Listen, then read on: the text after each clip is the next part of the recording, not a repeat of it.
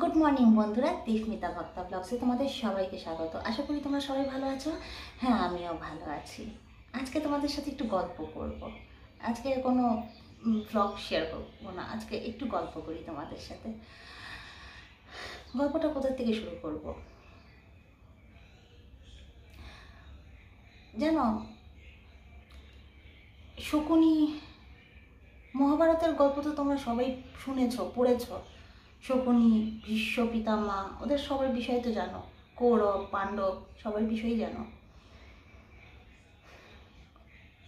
শকুনি যদি চাইতো তাহলে পরে এই যুদ্ধটা কোনোদিনই হতো না। শকুনি যদি একবার যদি ওর ভাগনাদেরকে বলতো যে এটা ভুল, এটা ঠিক, এটা ন্যায়, এটা অন্যায়, ওটার মাঝখানের পার্থক্যটা যদি বোঝানোর ক্ষমতা যদি শকুনি রাখতো, তাহলে হয়তো কোনোদিনই মহাভারতের যুদ্ধ হতো না। ভীষ্ম পিতামহ, পুরো মহাভারতের স্টোরিটার মধ্যে দেখবে ভীষ্ম পিতামহ না, চোখ থাকতেও অন্ধ ছিল, মুখ থাকতেও বোবা ছিল, কান থাকতেও কালা ছিল। সে যদি একবার যদি বিদ্রোহ করতো যেটা অন্যায়, তাহলেও হয়তো মহাভারতের যুদ্ধটা কোনোদিন হতো না।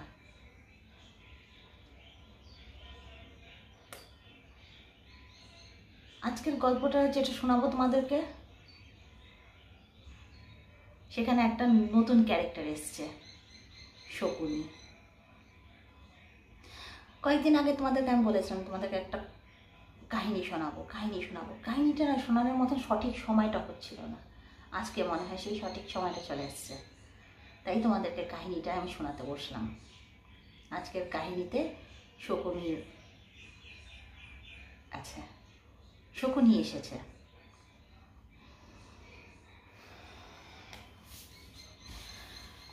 কাহিনীটা কোথা থেকে শুরু হয়? আমি যখন আমার ব্লগগুলো দিই, আগের ব্লগটা, তোমরা আমার পুরনো বন্ধু যারা আছে তারা হয়তো অবশ্যই দেখেছো আমার আগের ব্লগটা, যেখানে নাকি আমি প্রথম ঘটনাগুলো বলি। তো ব্লগটা ছাড়ার ঠিক 10 মিনিটই হবে, তার থেকে বেশি হবে। 10 মিনিটের মধ্যে আমার কাছে একটা ফোন আসে। ফোনের মধ্যে ফোনটা রিসিভ করি। এক্সপেকটেশন ছিল না যে এই মানুষটা আমাকে ফোন করবেন। সে মানুষটা আর কেউ না, আমার সো কল্ড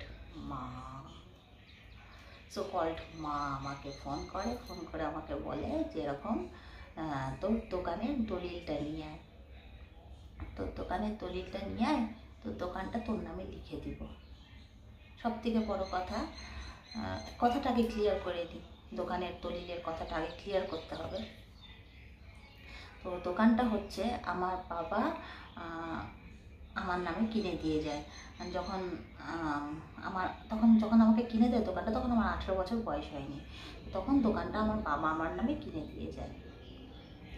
আর যেহেতু আমার 18 বছর বয়স হয়নি, তার জন্য হচ্ছে দোকানটা হচ্ছে পার্টনারশিপে কেনা হয়, মানে 50% আমার বাবার, 50% আমার। তো কথাটা ক্লিয়ার করে দিলাম দোকানে। তো 50% মালিকানা আমি একাই দোকানটার। এবার ফোন আসে, ফোনে বলা হয় যে তোর দোকানের দলিলটা নিয়ে তোর দোকানটা তোর নামে লিখে দেওয়া হবে। তো আমি বললাম আমার তো দোকান লাগবে না, এখন দোকানের তো আমার প্রয়োজন নেই। দোকান নিয়ে তো আমার এখন কোনো রকম আমার কোনো অসুবিধা হচ্ছে না। আমার তো আর দোকান, আমি তো তোমাদের কাছে এখন রেজিস্ট্রি চাইনি।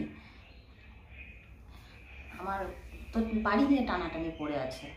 আমার বাড়িটার বিষয়ে তুমি চিন্তা করো, দোকান নিয়ে এখন আমি কি করব? আমার বাড়িটা বাঁচাও। তুমি যে কথাটা বলছিলে যে আমার ইএমআইটা ক্লিয়ার করে দেবো, আমার ইএমআইটা ক্লিয়ার করে দাও। দোকান এত মোমেন্ট আমার রেজিস্ট্রি লাগবে না। তোমাকে বলে হ্যাঁ তোর বাড়ির কথা পরে চিন্তা করবো। তখন পরে চিন্তা করলে কি চলবে? আমার তো যে কোনো সময় নোটিশ চলে আসবে ব্যাংকের থেকে। তুমি পরে কখন চিন্তা করবে? দোকানটা তো 1 বছর পরেও চিন্তা করতে পারবো। দোকানটা নিয়ে তো আমার কোনো অসুবিধা নেই। আর সব থেকে বড়ো কথা, দোকানে তো 50% মালিক আমি। এই দোকানটা নিয়ে আমার কিসের চিন্তা? দোকানটা 6 মাস পরে রেজিস্ট্রি করলেও চলবে। না, তুই দোকান আমি এখন আপাতত তোকে দোকানটাই রেজিস্ট্রি করে দিতে পারবো, তুই দোকানের দলিলটা নিয়ে চলে আয় আমার বাড়িতে। আমি বলছি যে না, দোকানের দলিল নিয়ে তো আমি আসবো না তোমার বাড়িতে, তোমার যদি আমার দোকান রেজিস্ট্রি দিতে হয় তাহলে পরে আমার উকিলের থ্রুতে তোমাকে কাজ করতে হবে। তখন আমাকে বলে তোর উকিলকে তো আমি দিব না, তোর উকিলের থ্রুতে তো আমি কাজ করব না, তুই তোর উকিল দিয়ে কাজ করবি কি করবি না সেটা আমি কি করে বুঝবো। তখন আমি বললাম যে দেখো মা, জালিয়াতি কাজ করার স্বভাব তোমার, আমার না, আর আমারই তো দোকান, আমার দোকানে আমি কি জালিয়াতি করব। তো হলো, কোনো মতে আমাকে রাজি করতে পারলো না ওরা দোকানের দলিলটার জন্য, গেল কথা সেই দিন। তারপরে হচ্ছে হঠাৎ আমার সোকল্ড মার ভাই বলতে তো আমার ইচ্ছা করে না, আমার সাথে মানে ওনার সাথে কোনো রিলেশন আমার শো করতে ইচ্ছা করে না, মহাভারতের শকুনি, মহাভারতেও শকুনি ছিল, এখানেও শকুনি এসছে। কেন শকুনি বলছি পুরো ঘটনাটাতে তোমরা বুঝতে পারবে। তখন উনি আমাকে ফোন করে উনি আমাকে ছলে বলে কৌশলে অনেক কথা বোঝায়। উনারও একটাই কথা, সেটা কি জানো, তো দলিলটা নিয়ে চলে আয় দোকানে। বারবার খালি একটাই জিনিস আমাকে ছলে বলে কৌশলে বোঝানোর চেষ্টা করছে, তোর দোকানের দলিলটা নিয়ে চলে আয়, খালি দোকানের দলিলটা লাগবে ওদের, যেভাবেই হোক ছলে বলে কৌশলে যেমন করেই হোক আমার দোকানের দলিলটা ওদেরকে নিতেই হবে, যেমন করেই হোক। কেন জানো, কেন কি 50% এখানে আমার বাবা এখনো আছে, তার জন্য দোকানের দলিলটা ওদের লাগবে। আমার সোকল্ড মার সোনামণি ছেলে খেতে খেতে খেতে খেতে খেতে খেতে এত বড় জিভ লম্বা হয়ে গেছে যে এই যে গরিবটা যে করে খাচ্ছে ওইটাও ওরা পোষাচ্ছে না, ওর ওইটাও লাগবে এবার, ওর ওইটাও এবার লাগবে, মানে দলিলটা আমি ওদের হাতে দিয়ে দিব, তারপর ওইটাও ওরা, ওদের প্ল্যান কি ছিল, ওদের প্ল্যান ছিল মানে ছলে বলে কৌশলে যেভাবেই হোক আমাকে ওই বাড়িতে নিয়ে যাবে, ওরা নিয়ে গিয়ে আমার কাছ থেকে দলিলটা নিবে। ওরা কোনো মতেই বলছে না যে আমার ইএমআইটা ক্লিয়ার করে দিবে, খালি একটাই কথা, ঘুরে ফিরে একটাই কথা যে দোকানের দলিলটা তুই নিয়ে আয়, দোকানের দলিলটা যেভাবেই হোক তুই নিয়ে আয়। কি করে বিশ্বাস করব, দোকানের দলিলটা আমি তোমাদের হাতে দিয়ে দেবো, কি করে আমি বিশ্বাস করব? তোমরা তো আমার কিচ্ছু ছাড়ো নাই, আমার এভরিথিং তোমরা কাইড়ে নিয়েছো আমার কাছ থেকে, এভরিথিং। আমি তো মা বলে তোমাকে বিশ্বাস করছি, তুমি কি করলা, তোমার মেয়েটাকে মৃত্যুর মুখের দিকে ঠেলে দিলা।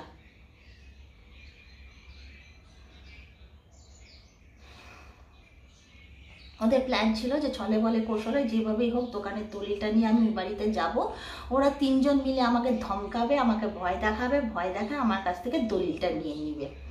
প্রথম দিন কথা হইল সোকল্ড শকুনির সাথে, প্রথম দিন কথা হইল, শকুনি আমাকে বিশাল বুঝাইলো যে তোর দোকানের দলিলটা কিন্তু তুই নিয়ে আসবি, তোর দোকানের দলিলটা নিয়ে আসবি। পরের দিন আবার আমাকে ফোন করা হয়, তো উনি আমাকে আবার বুঝাইলো তুই তোর দোকানের দলিলটা কিন্তু নিয়ে আসবি, হ্যাঁ তুই তোর দোকানের দলিলটা নিয়ে আসবি, আমি আসবো, তোর মাও বসবে, ও বসবে, তারপরে আমরা সবাই বসবো, তোর কি কি লাগবে না লাগবে আমরা সব শুনবো। আমার কি লাগবে না লাগবে আমরা সব শুনবো, আমরা সব শুনবো, কি শুনবা, শোনার মতন আছেটা কি, আমাকে বোঝাও, শোনার মতন আছেটা কি, আমি কি চাচ্ছি তোমাদের কাছ থেকে, গাড়ি চাচ্ছি, বাড়ি চাচ্ছি, 100 তোলা সোনা চাচ্ছি, চাচ্ছি না, তা তো চাচ্ছি না, কি শুনবা আমি তো এটাই বুঝে পাচ্ছি না, শোনার মতন আছেটা কি। জমির রেজিস্ট্রি হয়েছিল, রেজিস্ট্রি হওয়ার আগে তুমি নিজে মুখে বলছো আমি তোর বাড়ির লোন শোধ করব, এক্সট্রা করে কি আমি কি চাচ্ছি আমার কি শুনবা তুমি। তারপর ওই লোকটা আমাকে বুঝাইলো তুই একটা বিপদে পড়েছিস, তোকে তো বাঁচাইতে হবে। আমি কোন দিক দিয়ে বিপদে পড়লাম, আমাকে কি ওরা কি লোনের টাকাটা আমার হাতে দিয়ে দিছিল, তারপরে সেই লোনের টাকাটা আমি খাই ফেলছি, এবার আমি বিপদে পড়ে গেছি, এবার আমি তোমাদের কাছে যাচ্ছি যে আমি তো লোনের টাকা খাই ফেলছি, তোমরা আমাকে বাঁচাও, এরকম তো কোনো ঘটনা ঘটে নাই, এরকম তো কোনো ঘটনা ঘটে নাই যে আমি বিপদে পড়ে গেছি বা তোমরা আমাকে এসে বাঁচাবা, তা তো হয় নাই। তোমরা তো চিটিংবাজি করছো আমার সাথে, চিটিংবাজি করছো তো, যে আমাকে আমার রেজিস্ট্রি করার সময় তোমরা যে কথাটা বললা সেই কথাটা দিয়ে তোমরা সেই কথাটা রাখলা না, তাই না? তারপরে হইল, উনি আমাকে বুঝাইলেন ফোনের মধ্যে।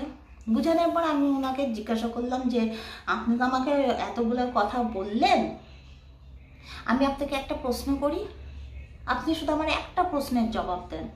প্রশ্নটা এবার আমি তোমাদের সামনেও করি, তোমরা বলো যে আমার প্রশ্নটা ভুল ছিল না ঠিক ছিল। আমি ওনাকে প্রশ্ন করি যে আপনি যে কাজটা করলেন, কাজটা কি সেটা বলে দিই। কাজটা ছিল হচ্ছে যে ডিড সই করানোর কাজটা। থার্ড কেস যেটা ছিল, যেটাতে আমি বলি যে সব কিছু লিখে দেওয়া হয়, আমার সাথে ওইখানেও চিট করা হয়, মিথ্যা কথা বলে সই নেওয়া হয়, ওই জায়গাটা। তো আমি ওনাকে জিজ্ঞাসা করি, আচ্ছা আপনি যে কাজটা করলেন, আপনি কি কাজটা ঠিক করলেন না ভুল করলেন? আপনিই বলেন। আপনি যে আপনার বোনকে এই বুদ্ধিটা দিলেন, আপনার বোন তো আজ বাদে কাল মরে যাবে না, আপনার বোন তো এখনো আয়ু আছে, সে অ্যাটলিস্ট 5টা বছর তো বাঁচবে এখনো। সে যে তার এভরিথিং লিখে দিয়ে দিল, সে তার মাথার ছাঁচটা লিখে দিয়ে দিল, কালকে যদি উনাকে যদি বাড়ির থেকে বার করে দেয়, আপনি আপনার বোনের মাথায় ছাঁচটা কি দিবেন? আপনি কি আপনার বোনের মাথায় ছাঁচটা দিবেন? আপনারা তো বিশাল শিক্ষিত, আপনাদেরকে জিজ্ঞাসা করতেছি, ওপেনলি জিজ্ঞাসা করতেছি, কালকে যদি আপনার বোনকে যদি বাড়ির থেকে বাইর করে দেয়, আপনি কি আপনার বোনকে মাথার ছাঁচটা দিবেন?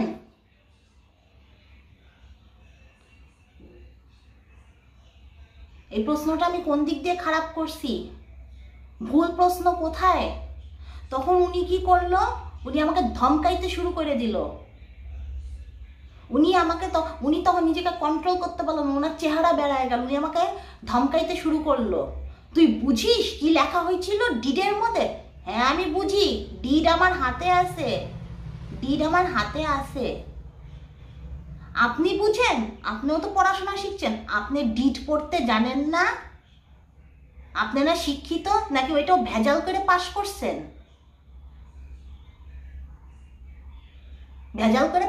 আপনি পড়তে জানেন না ডিডের মধ্যে কি লেখা আছে? আমার প্রশ্নটা ভুল না আমার প্রশ্নটা ঠিক? তোমরা বলো, আমি যে প্রশ্নটা করছি প্রশ্নটা ভুল না প্রশ্নটা ঠিক? তখন ওই লোকটা আমাকে ফোনের মধ্যে ধমকাইতে শুরু করে। কে তুমি আমাকে ধমকানেওয়ালা? কে? কোন সাহসে তুমি আমাকে ধমকাও? কি অধিকার আছে তোমার আমাকে ধমকানে? এই যে তুমি যে আমাকে ধমকিগুলো যে দিছো না, এর জন্য না তোমার উপরে না কেস হয়, এটা বোঝো?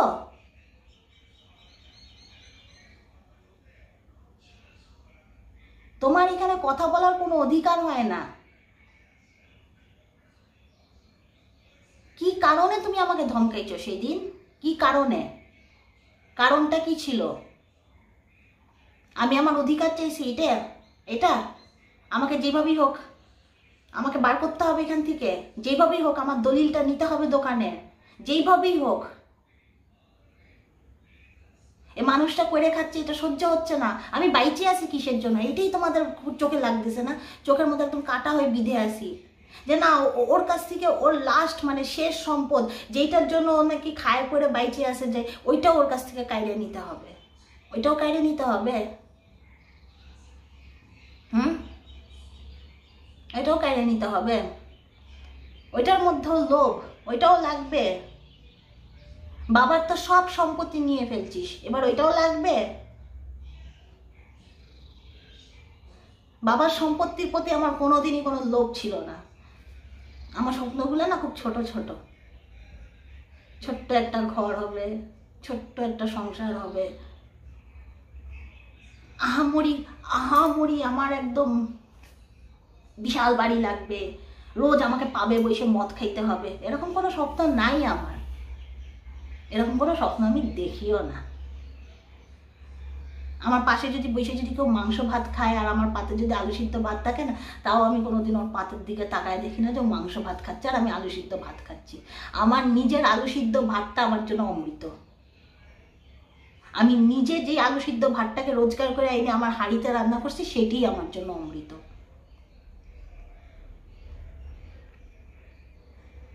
গরিবের হক মাইরে খাই না আমি, অসহায়ের হক মাইরে খাওয়া আমি শিখি নেই।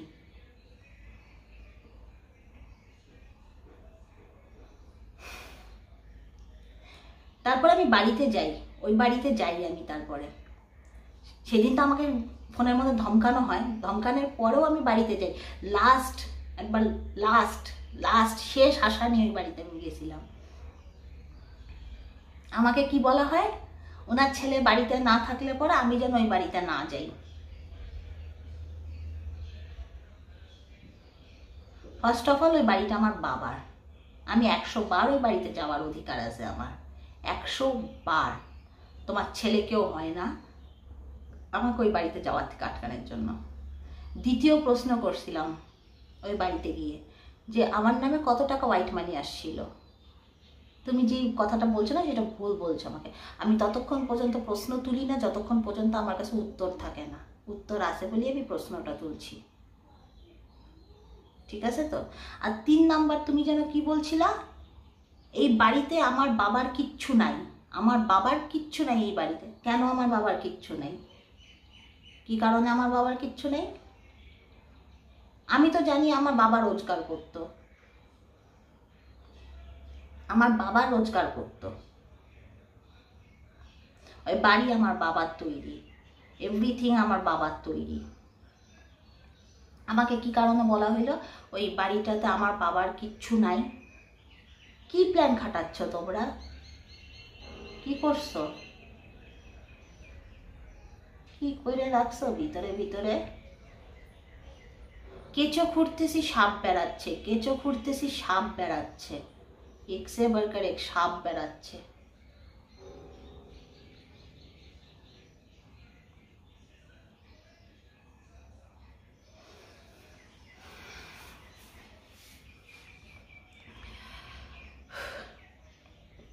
কি বলবো, বলার মতন কিচ্ছু নাই জানো, বলার মতন কিচ্ছু নাই।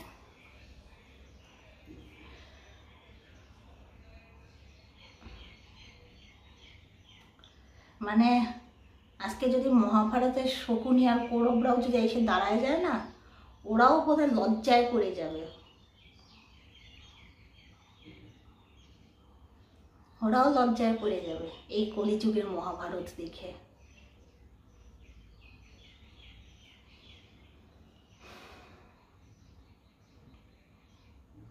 আমার পরিস্থিতি তো তোমরা জানতা না? আমার পরিস্থিতি তো তোমরা জানতা, জাইনেও কি করে আমার সাথে এরকম করলা তোমরা? জাইনেও কি করে করলা?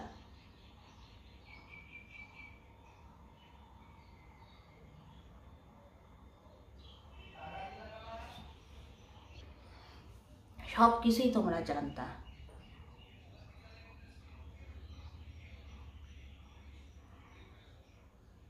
সব কিছু কাইরে নিলা।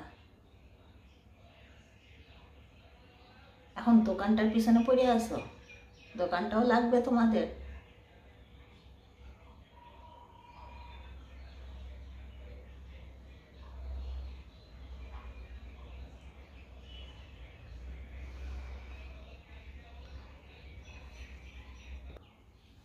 মানে নিচে নামতে নামতে এতটা নিচে নেমে গেছো তোমরা যে তোমাদের ভিতরে আর মনুষ্যত্ব জ্ঞান বলতে কিচ্ছু নাই, কিচ্ছু নাই। এত হাতে পায়ে ধরলাম তোমাদের, এত হাতে পায়ে ধরলাম, কোনো কিচ্ছুতে তোমাদের মনটা করলো না।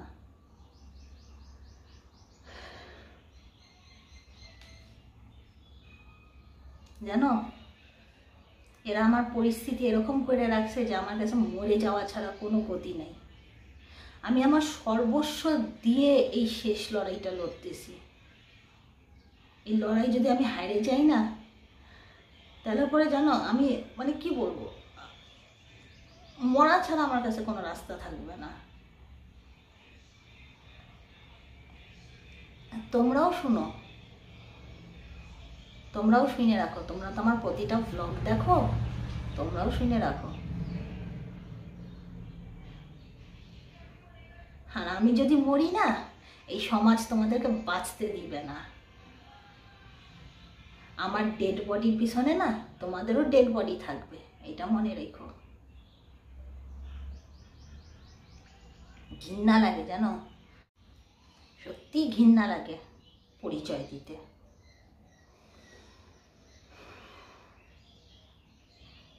সেদিন আমি বলছিলাম না সকালবেলা যে আমার মনে হচ্ছিল আমি এখনই ছাদ থেকে ঝাঁপ দিই।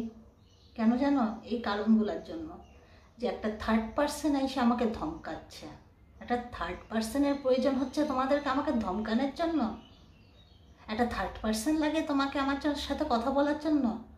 মায়ের সাথে কথা বলার জন্য না, সন্তানের সাথে কথা বলার জন্য মায়ের কোনো থার্ড পার্সনের প্রয়োজন হয় না, বুঝলা তো? সন্তানের সাথে কথা বলার জন্য মায়ের কোনো সময় থার্ড পার্সনের প্রয়োজন হয় না। আমি যদি কোনো ভুল করে থাকতাম না, তুমি এসে আমার গালে 2টা চড় মারতা, ওইটাও আমার জন্য আনন্দের। বাবা মার হাতে চড় খাওয়াটাও না সন্তানের জন্য একটা আনন্দের।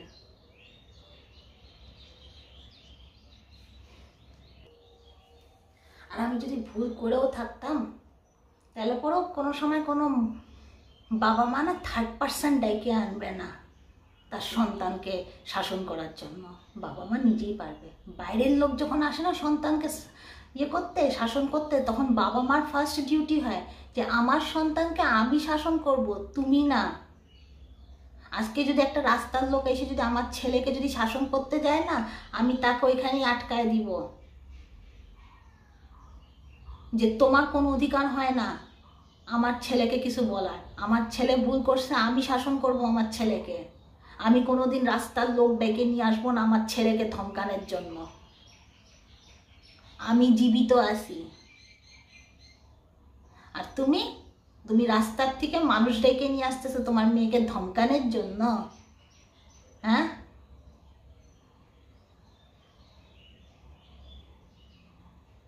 একটু তো ভয় পাও, একটু ভয় পাও।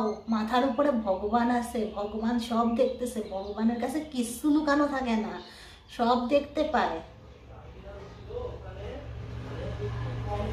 আমার বলতে ঘৃণা লাগে, তোমাদের করতে ঘৃণা লাগতেছে না।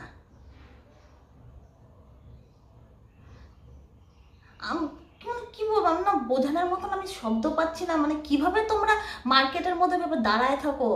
তোমার জায়গায় যদি আমি থাকতাম না, তাহলে বোধহয় এতদিনে মানে যে মানে যখন মানুষ জানতে পারবে আমি এরকম কাজ করছি, আমি বোধহয় সেখানেই বোধহয় আমি মাটির সাথে মিশে যেতাম।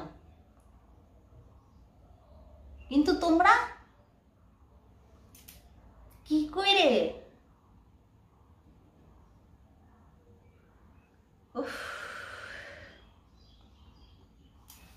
যন্ত্র।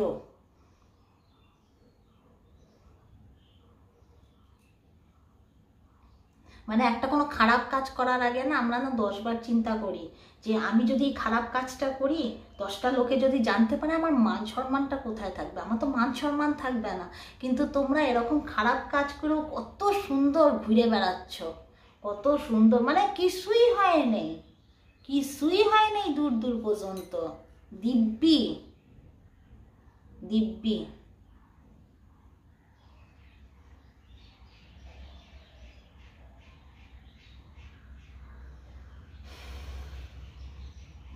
জানো, ভাই ভাই, ভাই বোন, ওদের মধ্যে ঝগড়া ক্যাচাল হয়, হইতেই পারে।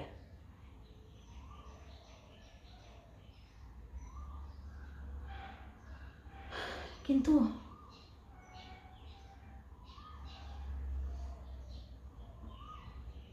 এরকম হয় না, এরকম সত্যি হয় না।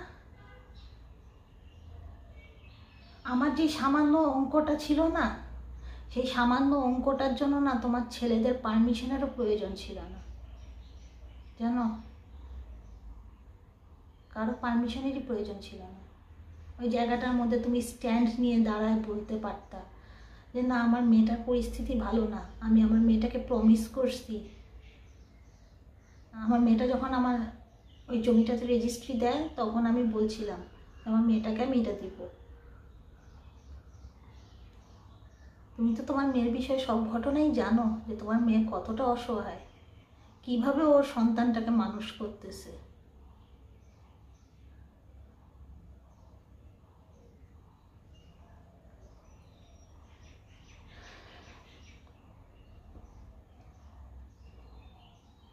তুমি অ্যাটলিস্ট ওই জায়গাটার মধ্যে স্ট্যান্ড নিয়ে দাঁড়ায় বলতে পারতা যে না আমার মেয়েটার সাথে আমি গদ্দারি করব না, আমার মেয়েটা না অন্ধের মতন আমাকে বিশ্বাস করে, আমি না তোমাকে ভগবান তুল্য মানতাম। 1 মিনিটের জন্য হয়তো আমি আমার ভোলেনাথের নাম নেওয়া ভুলে যেতাম, কিন্তু আমি তোমার নাম নিতে বলতাম না।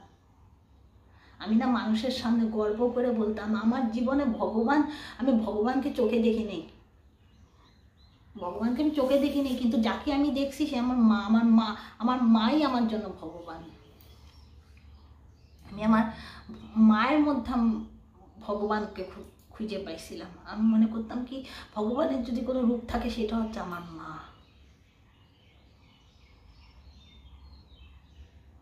কেন করলাম আমার সাথে এরকম বলো?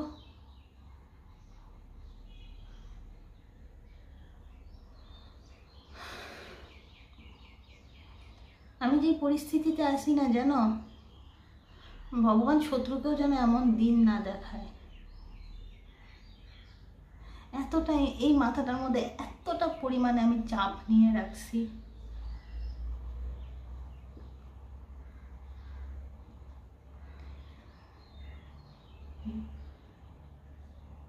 জানি না ফিউচার কি আছে, ফিউচারে কি আছে আমি জানি না, আমি জিতবো আমি হারবো আমি কি হবো আমি জানি না। একটা বার তো চিন্তা করতে পারতাম আমি যদি একটা ভুল ডিসিশন নিয়ে নিই তাহলে পরে আজকে আমার বাচ্চাটা অনাথ হয়ে যাবে। আমি না শুধু আমার বাচ্চাটার মুখের দিকে তাকাই উঠতেছি যে আমাকে বাঁচতে হবে।